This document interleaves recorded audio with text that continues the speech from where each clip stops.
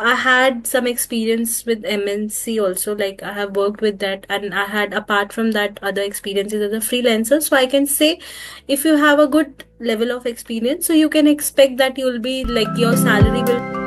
And now, a very important question, Yamini, that all the people will be having definitely is that how much they can earn as a professor. I mean, can you give a range or maybe something, that people Definitely. will be, like, because I'm sure that people like really like, although I cannot compare that this with the technical jobs, technical, engineer or something, but yeah, as a teacher, because every teacher will be like, if they are spending so many years, so much money, Mm-hmm. time Mm-hmm. investing into this language. So I just want to like know how much a person will be able to like gain as a professor in any university. Sure. So I think it totally depends where you are working, and it also depends like depends upon your background, like how much experience you have and all. So because I had some experience with MNC also, like I have worked with that, and I had apart from that other experiences as a freelancer. So I can say if you have a good level of experience, so you can expect that you'll be like your salary will start from 50K minimum, and it can keeps on going. Okay, okay. So do you mean as a fresher? Yes. Kind of. Okay, all right. And with some experience of 3-4 years in Then they can college only. have, yeah, then they have like 80, 90 very easily. Okay, got it. And is can it easily like is it easy to like get a salaries increased like over a lakh also? Is it Hmm. possible with Yes, yes, absolutely. Like as I have said, like as I have done masters, so if I start doing, let's say, PhD, so definitely if I'll apply somewhere else or even in my own institute with the PhD and with the experience, definitely there will be an increment for sure. got it, got it. Thank you. And now as we have discussed about your your like your profession right now, so Hmm. what do you think if somebody wants to try for for any government university Hmm. Hmm. university or maybe like any other state university, Hmm. Hmm. uh, what is the process? How can somebody like apply there, and what are the criterias? So that will be helpful for us. So in if I say in a central university, first of all, it's very important that you should be pursuing or you have already submitted your thesis. That is your PhD. It's their UGC criteria that you have to follow. Okay. So now the first thing is like you have to keep on seeing whether there are applications or not, and there should be a position for the same that you're applying for. So again, there will be some institutes, there will be some we have written exams, you have oral exams, like you have Viva, and if you'll be if you'll be capable and if you'll be like matching the position, then definitely you can work in a central university as well. Okay. And I'm sure that the, now as eighth pay commission is also enabled. Yes, yes. So I believe that the professors, especially the foreign language professors, Hmm. can earn like around like, maybe 1.5 lakh plus in government Uh, universities. Definitely. And also, in as per my knowledge, in central universities, you get a lot of benefits apart from teaching. Like you have, like the colleges provide you, like if you're going for any conference or anything, they're going to provide you money and, help for Transportation, that also. Yes. accommodation, Yes. allowances also. Got it. Yes. Got it. That's great. So now I wanted to know what are your plans after 5 years? So, as I'm working in a university, so maybe this year I have made my mind that I've started, like, I'm going to go for my PhD. So that because I've started loving this job, I like interacting with the students and, giving them the right path. So, I will go for my PhD and I'm going to pursue that only in my next 3-4 years. Got it. Got it. So PhD you will be doing like a regular or distance also?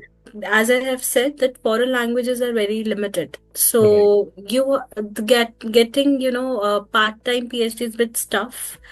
Hmm. As you have limited colleges, you have your limited universities. That too, we have state or central. So we have only, I think, Punjab University, as per my knowledge, that is offering part-time PhD for now, and IGNU for sure. So I'll try to get one regular, because the in regular you learn more, you'll be more connected, you will be, and you can finish it soon. Hmm. So that is my target. Got it. And But like for somebody who is like me, I cannot leave my, because of some financial reasons, I cannot leave Mhm, my job, full-time job, mhm. that is as a French teacher in a school. I need a job to to manage my expenses, and also I really want to pursue, I mean, start with my masters. I mean, or really Okay. want to pursue my start with my masters, so that I can also try to to be a to apply as a professor in a university or in a college. So what would you recommend in that case? So there are two possibilities. Either you go for a full-time master's, or maybe, like, let's say, because in central university classes they get over by 1 or 2 p.m. Then you have ample amount of time, like from 3 p.m. onwards, let's say. So you have time where you can, do some freelancing, or maybe you can do your part-time, or you can earn some amount of money from there. And if you have, very much of emergency where you cannot quit your full-time job, then you can pursue for part-time masters, which is being offered by some of the universities. Like So you mentioned, IGNO, right? yes. So do you think that will be like equally important and equally considered? uh Again, if I'm doing part time, and how much time I'm giving to my studies, that is very important, because at the end of the day, what knowledge you have gained, that what matters. So and if I'm working also simultaneously, so that is going to be a plus point if it comes to my experience. So with my part-time masters also, if I pay attention and if I go through the notes again and again, there should be consistency in my, like, in my studying part. Then definitely it will give a good value to your knowledge. So the universities, as a professor, like the universities don't really, I mean, because I have seen this myself, like Mhm. colleges do matter, and the way we have, if we have done regular, I'm sure they will be getting more, Definitely. like advantage. So my only question is like, will the universities consider us equally the way somebody is doing full time, regular? So will the universities consider the applications of those who have done part time, or like from distance, or or like. I think according to me, and like, as I've seen, I think it's equivalent only, because you're doing a job also. So Right. let's say you are teaching, so plus point you have that you are gaining your experience in the teaching also. And master degree is something that is, they want to show that, okay, this person has done a master's degree. Mhm. So I think it should be of equivalent, it should be of same value as of regular. But yes, in regular you have so much of things to learn. You attend conferences, you have dissertation, you take experiences from your seniors. So when it comes to, a kind of exposure, then in a regular colleges, like in a regular university, you are gaining more. Hmm. But apart from, like, part time, the same degree, yes, so it will be valued. Got it. Got it. Right. Now, I wanted to know, like, how do you think like knowing French can open up, like career opportunities for the students in India as well as globally? So first of all, as we know, French is one of the language which is a part of United States.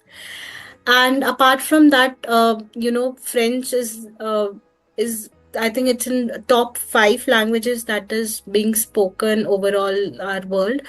So it definitely has a lot of opportunities. People they don't even know that, not just in France, not just in Canada, but there are so many countries where French is an international language. It is, I think, more than 28 countries where French is an official language.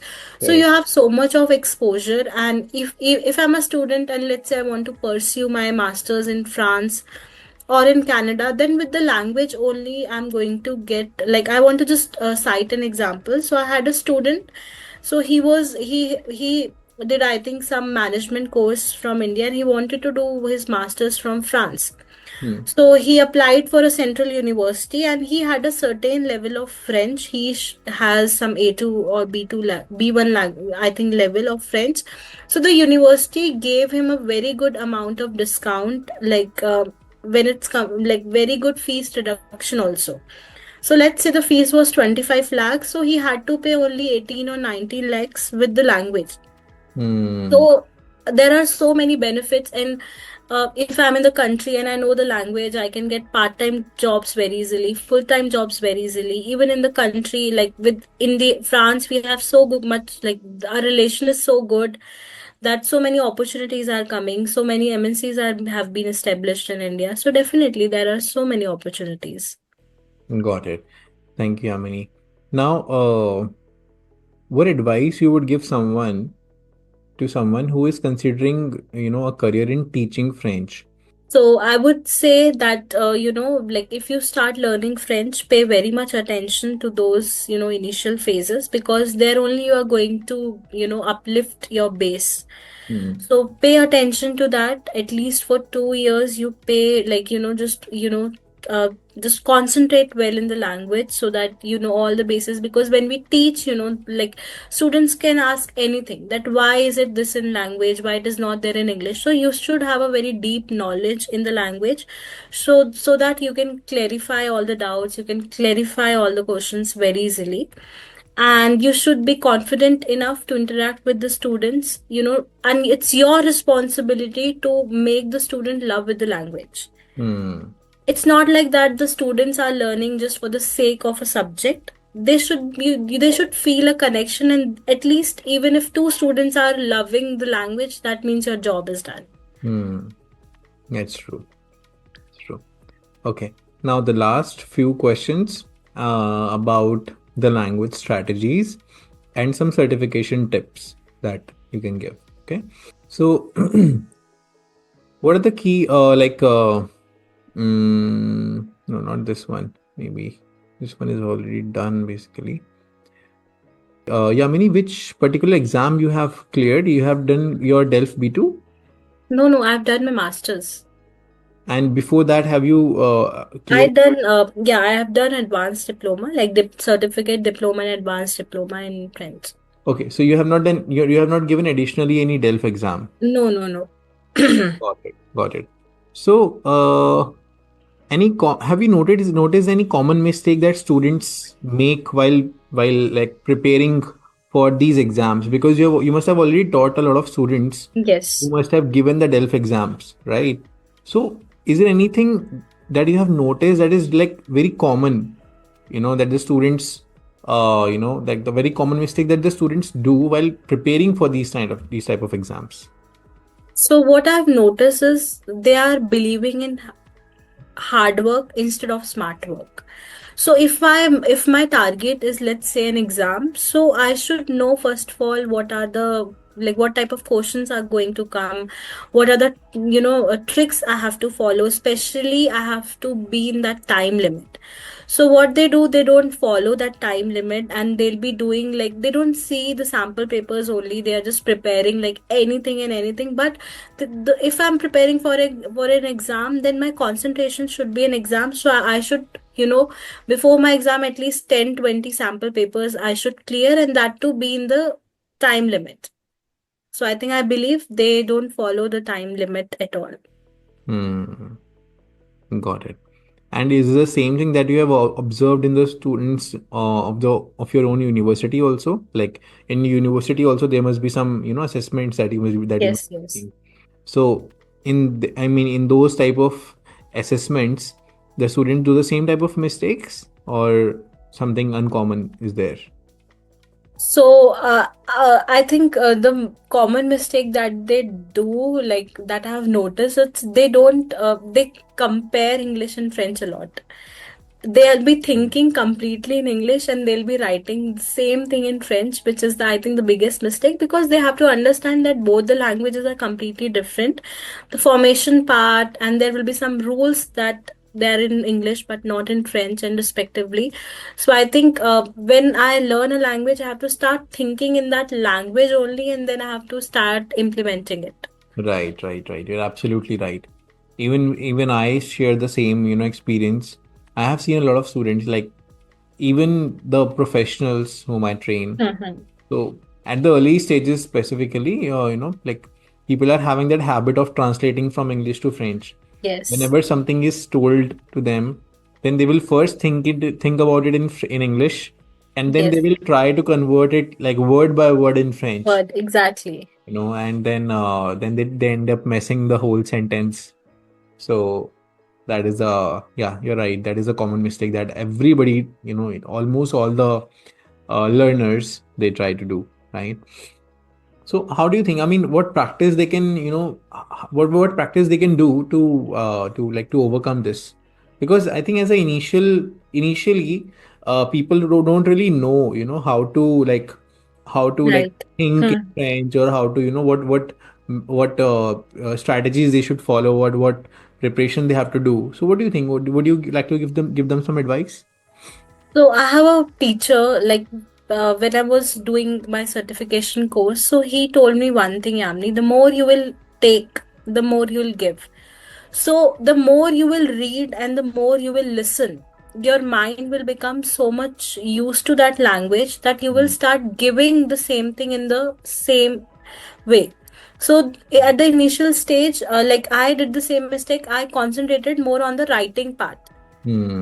but instead of that, I should do more reading part, I should do more listening part, so that my mind should get all these things, so that I start speaking and writing in the same way.